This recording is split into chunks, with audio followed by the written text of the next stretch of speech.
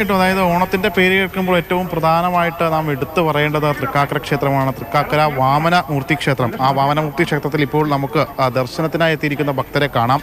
ഇവിടെ രാവിലെ 10:30 കൂടിയാണ് തിരുവോണ സദ്യ ആരംഭിക്കുക. അതായത് ഓണം എന്ന് പറയുമ്പോൾ തന്നെ ആ ഓണത്തിൻ്റെ സദ്യയും സദ്യവട്ടങ്ങളും ഒക്കെ അതിനൊക്കെ തുടക്കം കുറിക്കുന്നൊരിടം ഈ തൃക്കാക്കര തന്നെയാണ്.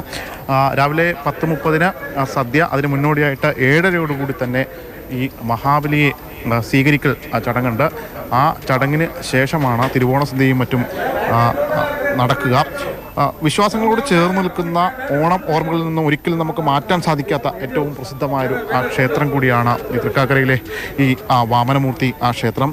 ഓണക്കഥകളിൽ വില്ലനായി കാണുന്ന വാമനനെ ആരാധിക്കുന്ന ഈ ക്ഷേത്രം എന്ന കൗതുകവും നമ്മുടെ ഈ തൃക്കാക്കരയ്ക്ക് തന്നെയാണ്. അതുകൊണ്ട് തന്നെ ഒരല്പസമയം കഴിയുമ്പോൾ 7:30 കൂടിയൊക്കെ കഴിയുമ്പോൾ ഈ വാമനനെ ഇവിടെ വാമനമൂർത്തി ക്ഷേത്രം മഹാബലിയെ ആനയിച്ച് ഇവിടെ തൻ്റെ പ്രജകളെയൊക്കെ വീണ്ടും ഒരിക്കൽ കൂടി കാണുവാനുള്ളൊരവസരം, അതാണ് ഈ ഒരു ക്ഷേത്രവുമായി ബന്ധപ്പെട്ട് അതിൻ്റെ ഐതിഹ്യവും ചരിത്രവുമൊക്കെ ഉറങ്ങിക്കിടക്കുന്നത്.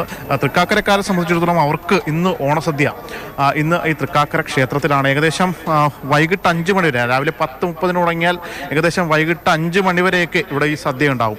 അത് ഏകദേശം 1 ലക്ഷത്തോളം വരുന്ന ആളുകൾ ഇവിടെ ഈ സദ്യ കഴിക്കാനായിട്ട് എത്തുമെന്നാണ് അതിൻ്റെ ഭാരവാഹികൾ ഉൾപ്പെടെയുള്ള ആളുകളൊക്കെ പറയുന്നത്.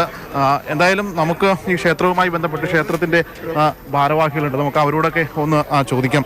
ക്ഷേത്ര, നമ്മുടെ ഈ ഓണത്തിൻ്റെ ഒരു ചരിത്രമുണ്ട്. കാരണം വാമനെ ആരാധിക്കുന്ന നമ്മുടെ ക്ഷേത്രമാണിത്. അതായത് കേരളത്തിലെ വാമനമൂർത്തിയുടെ ക്ഷേത്രം ഇവിടെയാണ്, തൃക്കാക്കരയാണ്. അപ്പോൾ ഇക്കുറി നമ്മൾ എത്ര പേർക്കാണ് ഇന്നത്തെ ദിവസം സദ്യ നമ്മൾ അങ്ങനെ നമ്മൾ ആൾക്കാരെ കണക്കൂട്ടില്ല, ലക്ഷങ്ങളോളം ആൾക്കാർ വന്ന് പ്രസാദം ഇട്ട് കഴിച്ച് പോകുന്നുണ്ട്. അപ്പോൾ നമുക്ക് എത്ര പേര് വരുന്നില്ല.